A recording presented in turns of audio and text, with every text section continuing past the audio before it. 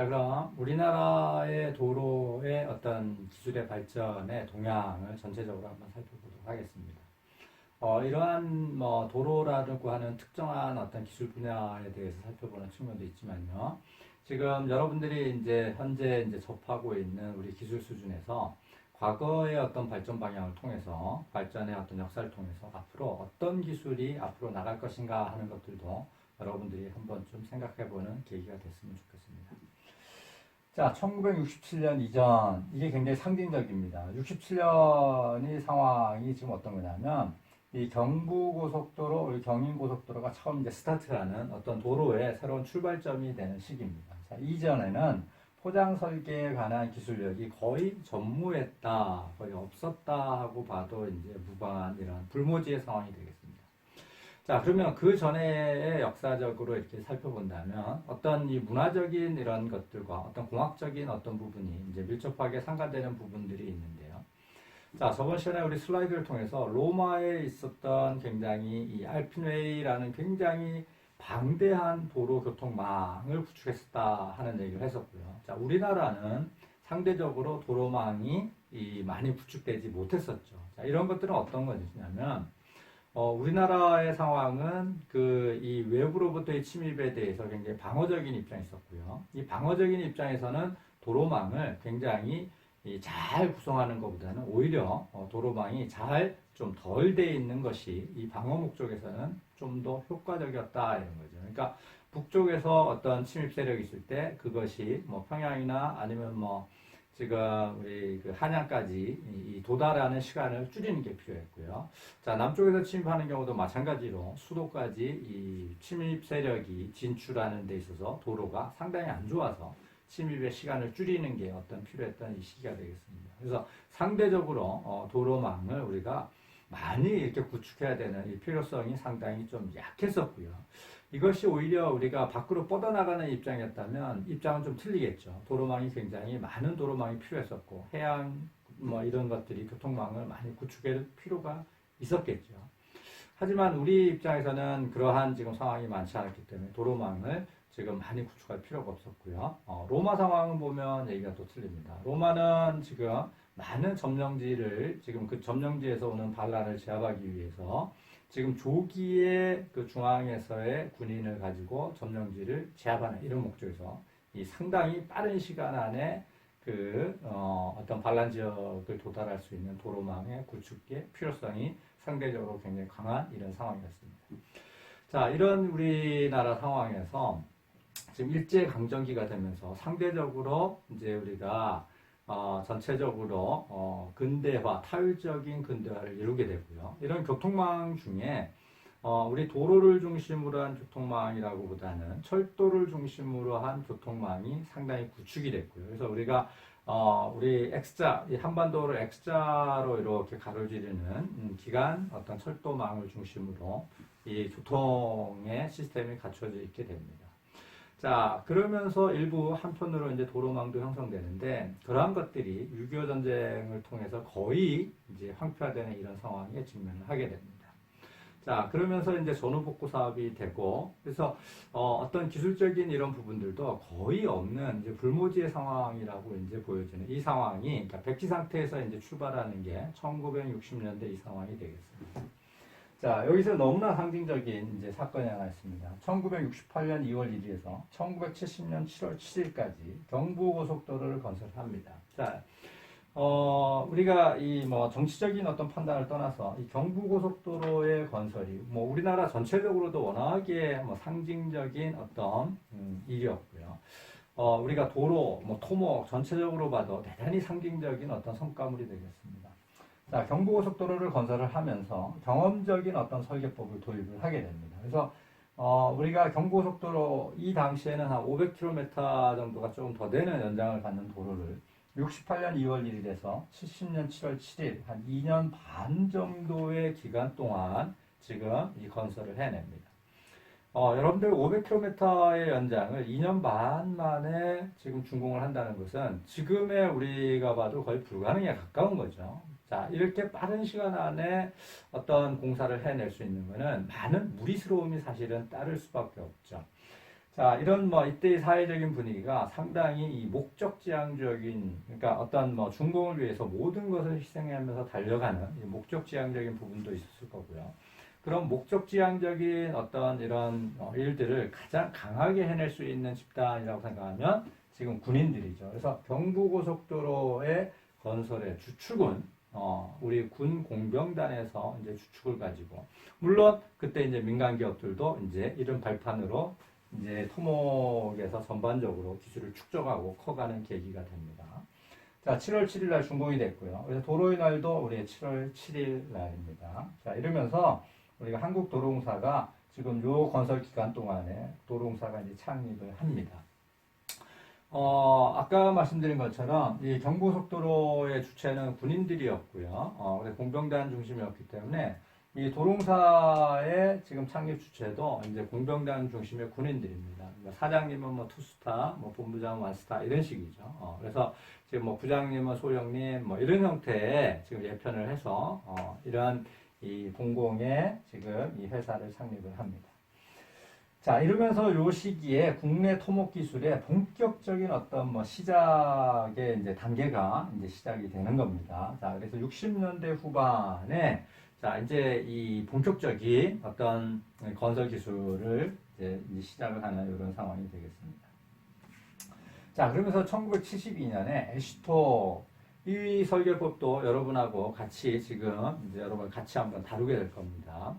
자, 72년이면은 상당히 오랜 시간 전에, 이제 한 50년 전에 우리 개발된 설계법이에요. 자, 그럼에도 불구하고 아직까지도, 조금 이렇게 간이 형태의 포장, 조금 간단한 설계법에서는 이 설계법을 우리가 현업에 아직도 일부 적용하고 있는 단계이기도 합니다. 자, 72년에 애시토라는 데서 설계법을 하나를 개발을 했어요. 물론 잠정이라는 지금 이 타이틀을 붙였지만 미국에서 이제 개발이 됐죠. 자, 그러면 이런 이제 잠정의 설계법을 외국에 나왔으니까 국내에서도 이 설계법을 굉장히 배우고 싶어 하죠. 그러니까 좀 선진적인 이런 뛰어난 기술들을 굉장히 이제 도입을 하고 싶어 합니다. 자, 그러면서 국내에 이제 바로 도입을 해요. 자, 그러면서 설계 입력 성취는 애시토에서의 값을 거의 여과 없이 우리가 이제 도입을 하는 이 시기가 70년대 초에서 80년대 뭐 한 중반까지의 이런 이제 상황이 되겠습니다. 자, 여러분들 예를 들면 이런 거예요. 자, 이제 레포트를 여러분들이 씁니다. 그런데 옆에 잘하는 친구가 하나가 있어요. 아주 뭐 굉장히 잘하는 친구가 있고, 여러분들은 굉장히 이제 공부를 처음 시작을 해서 아직까지 독자적으로 레포트를 쓸 단계는 아니에요. 그런데 공학이라는 게 그렇잖아요. 공학이라는 게 어떤 뭐 도로를 하든 뭐를 하든 간에 결과물은 뭐 해야 됩니다. 해내야 돼요. 자, 그러면 이제 방법이 여러 가지가 있을 텐데요.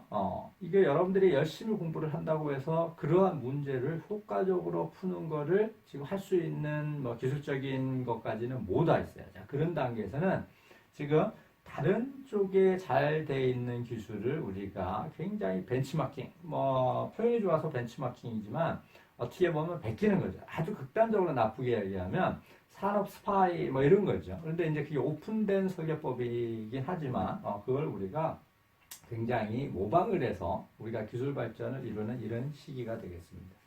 자, 그런데 지금 이런 기술들을 우리가 모방을 하는데 그쪽에서 있던 기술이 완벽하고 모두 다 우리의 형편이라든가 그리고 그 당시의 기술들이 문제가 없는 이 기술은 아니에요. 상당히 문제가 있는 기술이지만, 자, 우리는 베끼는데 그것이 틀렸는지 맞았는지도 모르고 그냥, 우리는 모방하고 베낄 수밖에 없는 이런 지금 상황의 기술 수준이었다. 이렇게. 자, 그래서 국내 도입하는데 지금 제한된 값을 여과 없이 사실은 틀렸는지 안 틀렸는지도 사실은 판단하기가 굉장히 어려운 이런 지금 어떤 기술 수준밖에 안 되는 참 안타까운 이런 상황이 지금 70년대에서 80년대 중반까지 이제 쭉 오게 되는 겁니다. 자, 80년대 이제 쭉 보면요. 81년에서 지금 84년까지 지금 88 고속도로인데 이 88 고속도로는 지금 요 시대적으로 대구에서 광주를 잇는 동서하배 도로 뭐 이런 상징성을 가지고 개설된 고속도로였습니다. 굉장히 선형도 안 좋고요. 지금은 뭐 전면 재포장이 되고 선형도 거의 전면적으로 가서 이 흔적을 찾아보기 힘들지만, 자, 지금 이러면서 어떤 지금 포장을 도입을 했냐면 새로운 기술을 하나를 도입을 해요. 어떤 거냐면 이 콘크리트 포장을 우리가 이제 도입을 합니다. 아, 이게 기존의 아스팔트 포장이 아니라 새로운 기술을 이제 80년대 이제 도입을 해오는데, 결과는 어떻게 됐냐면 참혹할 정도로 실패를 합니다. 상당히 지금 이 88 고속도로가 조기에 파손이 되고 많은 문제를 지금 일으켰죠. 자, 그럼에도 불구하고 그 과정을 통해서 많은 지금 경험적인 기술을 축적을 하고요. 자, 이어서 85년에서 87년까지 중부고속도로, 여러분들 청원에서 지금 하남 서울 남단 쪽으로 이제 들어가는 이제 고속도로입니다. 자, 중부고속도로를 이제 콘크리트 포장도로로 다시 지금 시도를 하는데, 지금 이 중부고속도로는 어때요? 아직까지도 공용을 하고 있습니다. 그러니까 지금 30년, 한 35년 정도 경과한 시점인데, 물론 일부분 이 재포장을 들어가 있지만 전면적인 뭐 재시공까지는 아직 안 와 있는. 그러니까 아직 그래도 포장의 수명을 좀 유지를 하고 있는 이런 상황이죠. 그러니까 상당히 성공적으로 지금 이 콘크리트 포장에 대해서 지금 어떤 기술 습득을 1차적으로 합니다. 자, 이게 어떻게 보면 우리가 갖고 있는 뭐 대한민국의 어떤 뭐 장점일 수도 있는 것 같아요. 굉장히 뭐 많은 실패를 했지만 그걸 발판으로 해서 상당히 기술을 축적하는 이런 상황이 되겠습니다. 자, 86년에 애시토에서, 자, 72년에 아까 애시토에서 뭔가 설계법이 있을 거예요. 86년에 애시토에서 다시 포장 설계법을 지금 개정해서 발표를 합니다. 자, 이 86년 설계법은 상당히 좀 어떤 이 개념적으로 상당히 이제 앞서가는 어떤 설계법이 될 테고요. 이 부분도 여러분하고 같이 포장 설계법에 대해서 보다 상세하게 이제 다룰 부분이 되겠습니다. 자, 이 80년대 중반에 지금 미국 애시토에서 새로운 설계법이 딱 나왔는데, 자, 그러면 어떻게 돼요? 역시 우리의 기술력은 지금 어떻게 됐습니까? 72년 애시토를 지금 모방을 해서 열심히 이거를 베껴서 쓰고 있고요. 그리고 80년대 지금 오면서 어떻게 돼요? 콘크리트 포장을 하면서 일부 그걸 실패도 겪었지만 우리가 시공 기술력을 축적을 하고 있고요. 자, 이전 단계의 해외 건설 시장을 보면 이때 우리가 많은 기술을 축적한 게 뭐냐면 중동 건설 시장, 속칭 이제 중동 건설 붐입니다. 이런 중동 건설 시장을 통해서 우리가 나름대로 많은 이제 기술력을 축적을 해 있는 시공 파트에 굉장히 중점이 있지만 기술력을 축적해 있는 단계입니다. 자, 86년에 새로운 이제 설계법이 딱 나왔는데, 자, 아직까지도 우리가 뭔가 새롭게 시작을 독자적으로 하기에는 많은 문제점을 안고 있어요. 그러니까 어떻게 되냐면 역시 모방을 또 하려고 합니다. 자, 빨리 기술을 우리나라의 기술로 이제 도입을 하려고 하는데, 자, 그런데 뒤에 보면 시도하였으나 자, 여러 가지 문제로 실패를 했어요. 자, 그러면 좀 아이러니하네요. 지금 보시면 70년대 지금 7.2 설계법 자체는 우리나라에 받아들이는데 문제가 없었는데 86년의 설계법은 받아들이는데 왜 문제가 생겼을까? 이거예요. 그러면 70년대 이 상황보다는 80년대 상황이 기술적으로도 많은 지금 어떤 발전이 있었는데 왜 그 기술을 우리한테 바로 적용하는데 뭐가 문제였기 때문에 지금 받아들여지지 못했을까? 이런 거죠. 자, 이거는 86년 애시토 설계법 자체의 문제도 조금 있지만 기본적으로 어떤 거냐면 이런 거예요. 70년대에는 우리가 레포트를 베낀다고 하면 그냥 모르고 베꼈어요. 그러니까 틀린 것조차도 우리가 틀렸는지도 모르고 우리가 그걸 모방을 하고 우리가 베껴서 우리가 틀린 것도 틀린지 모르고 맞은 것도 왜 맞은지도 모르고 이제 썼다고 보면, 자, 이제 나름대로는 조금의 이제 우리가 독자적인 기술을 이제 초보적으로 가지기 시작하면서 86년 애시토 설계법을 우리 나름대로 분석을 해보기 시작합니다. 자, 해봤더니 이제는 틀린 게 보이기 시작하는 거예요. 그러면 여러분들 보세요. 레포트를 이렇게 쭉 모방을 하다가요, 쓰다가 딴 사람이 어떤 문제를 풀었는데요. 맞은 거는 뭔데 틀린 거를 알았어요. 그러면 틀린 거를 과한 상황에서 그 레포트를 여러분들이 베낄 수 있냐 이게 못 베끼죠. 왜냐하면 어차피 지금 틀린 거를 끝까지 가도 틀린 거를 아니까.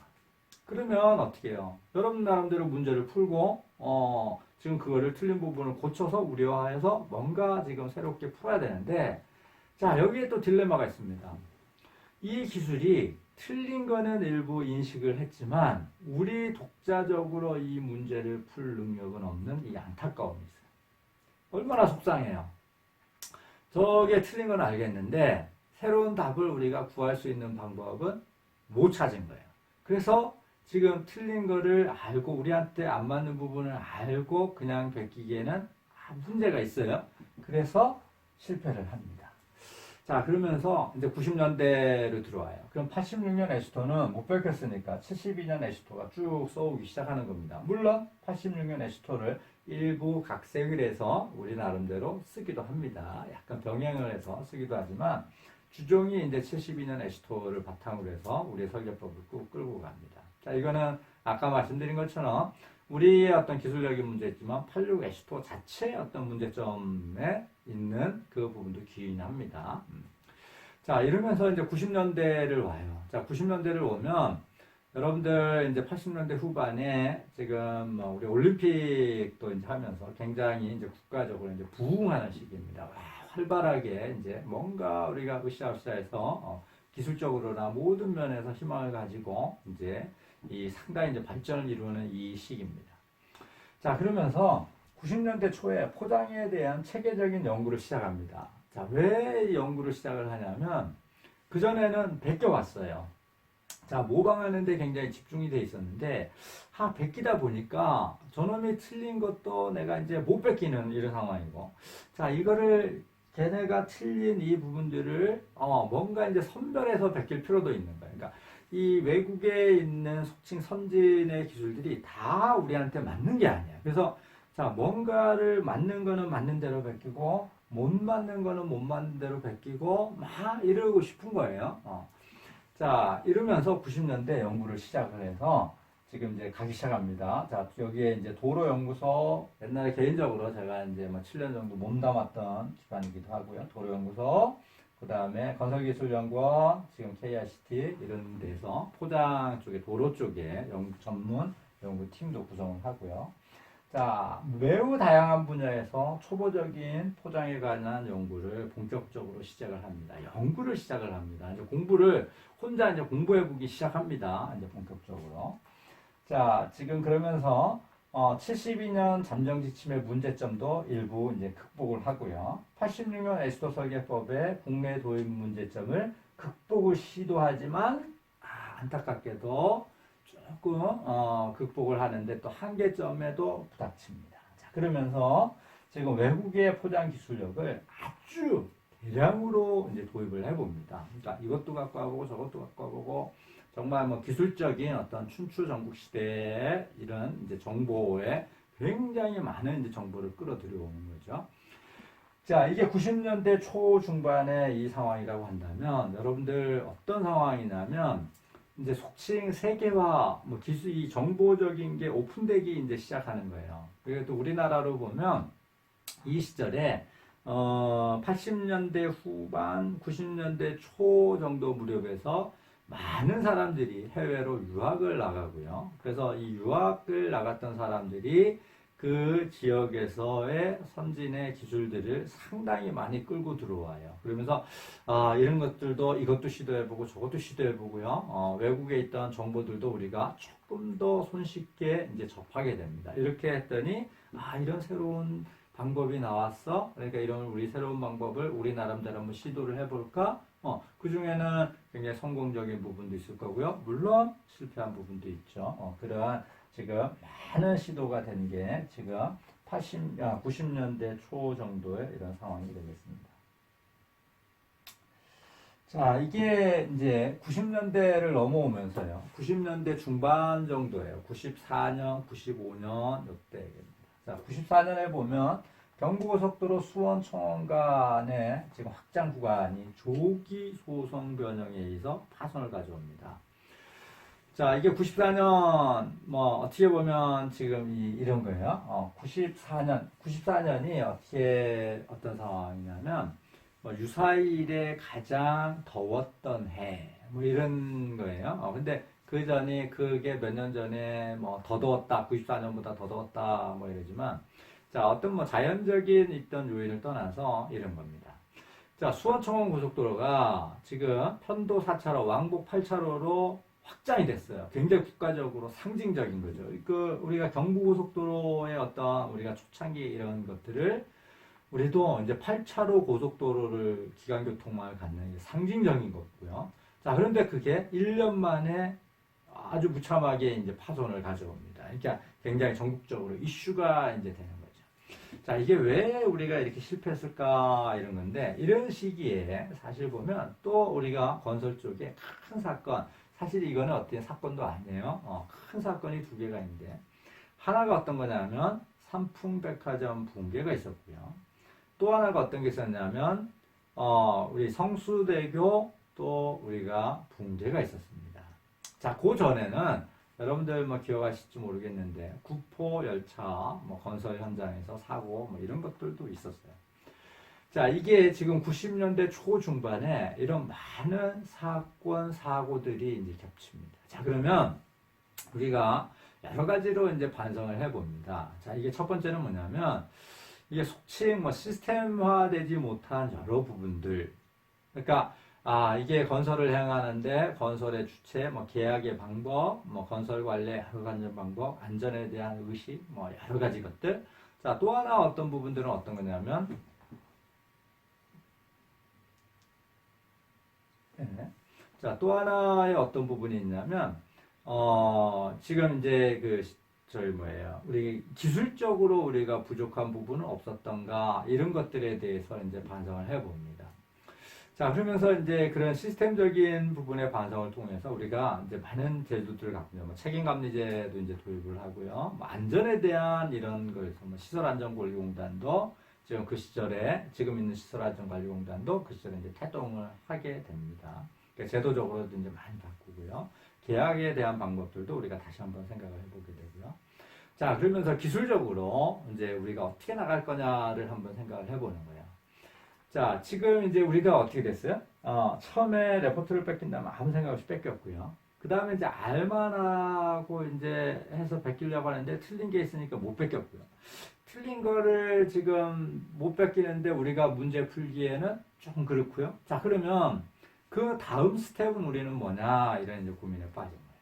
그래서 그 다음 스텝은 우리가 만약에 86S토를 우리가 모방해서 기술을 도입해 오는데 문제를 야기했어요. 다른 미국에서 뭔가를 기술을 발표하기로 예정이 돼 있었습니다. 자, 그때 있었던 게 그 유명한 지금 애시토 2002, 그러니까 2002 애시토 지금 페이먼트 디자인 가이드예요. 그래서 자, 이런 거를 발표를 예정해 두고 있었습니다. 물론 미국에서 2002년에 발표 못하고 조금 늘어져서 나중에는 이제 MEPDG, 뭐 역학적 경험적 포장 설계법이라는 이름으로 2002 애시토 디자인 가이드라는 이름을 이제 버리죠. 자, 어쨌든 간에 자, 90년대 중후반에 미국에서 새로운 포장 설계법을 자기네가 개발한다고 공언을 하고 진행을 하고 있음을 우리도 알고 있었어요. 자, 그러면 2002가 나오면 우리가 또 우리가 베낄 거냐, 또 모방을 할 거냐 하고 생각했더니 이렇게 해서는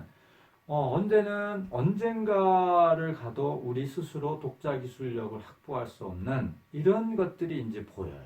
그래서 조금의 어려움이 있더라도 독자 기술 개발을 가자 하고 마음을 먹습니다. 이제 도로 포장 쪽에.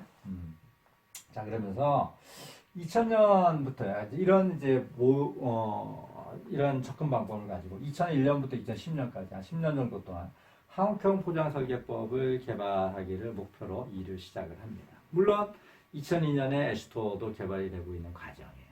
근데 그거는 우리가 나오면 역시 일부 많은 부분은 우리가 기술을 받아들여야겠지만, 자, 기본적으로는 우리 자체 역량을 키우는데 굉장히 중점이 있는 이런 사업입니다. 자, 그래서 2010년에 가서 우리는 그러면 다 완성을 했느냐? 그렇지는 못해요. 몇 년 지났지만.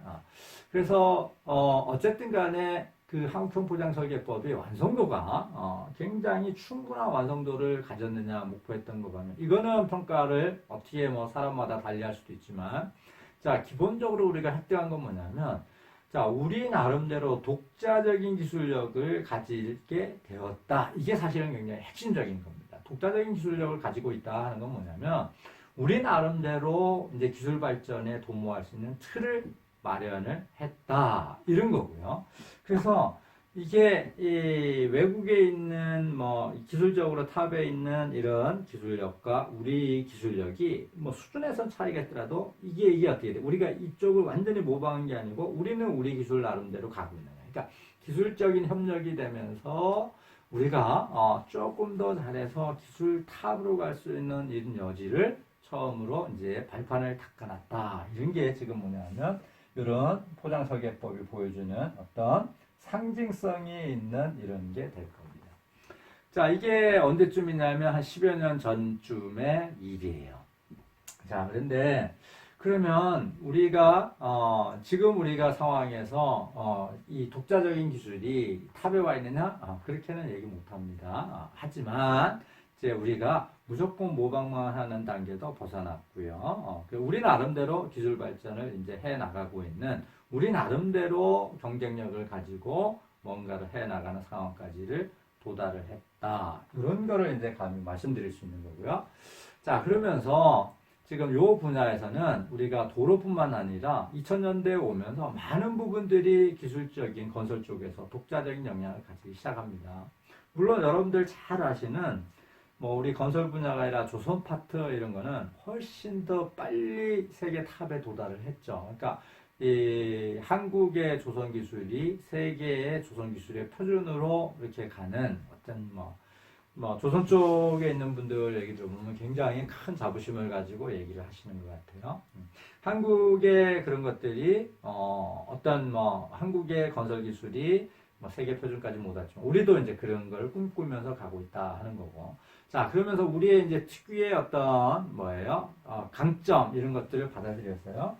자, 2008년 요 무렵에요. 스마트 하이웨이라는 거를 연구 시작했는데 최종적으로는 이 연구는 어떻게 보면 조금은 초기에 계획됐던 거에 비해서 실질적인 결과물들을 도출하는 데는 조금 한계를 가진 이런 결과지만 자, 방향은 어떻게 보면 굉장히 재미있고 우리가 이런 방향으로 시도됐다 하는 것들 큰 의미를 가지는데요. 단순히 설계 속도 160, 뭐 설계 속도 빨리만 다닐 수 있는 도로 이게 스마트 하이웨이의 기본 컨셉은 아니에요. 지금 여러분들도 아우토반 이런 것도 뭐 지금 아우토반이 아니라요. 여러분들도 기본적으로 도로 선형만 좋게 하면 뭐 약간 사고율을 감수를 한다면 굉장히 뭐 160, 180 차 성능이 좋으니까 마음대로 다녀라 뭐 이럴 수도 있겠죠.